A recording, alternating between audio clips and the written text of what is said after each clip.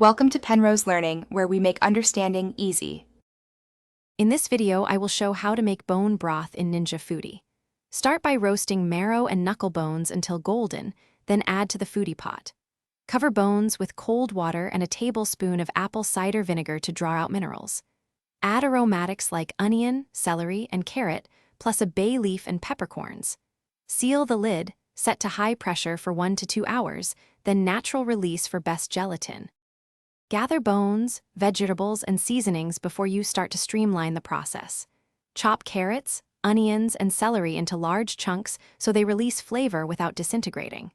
Use a mix of marrow and knuckle bones for the best gelatin and mouthfeel. Roast bones first to build savory depth, then transfer everything to the Ninja Foodi. Fill with cold water to just cover, add vinegar, and set your pressure program as described earlier. If you're finding this video helpful, please subscribe and like to support more kitchen tips. Quick recommendation: I use leak-proof containers for meal prep, which makes storing bone broth and soup stress-free and tidy, perfect for fridge-to-freezer transfers and spill-proof lunches. They stack nicely and save time when reheating portions.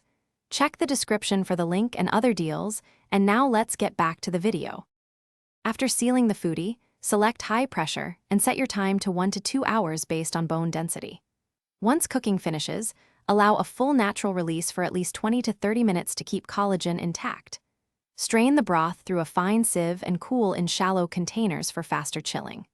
Refrigerate overnight, then remove the solidified fat and portion the clear, jiggly broth into jars for storage and future use.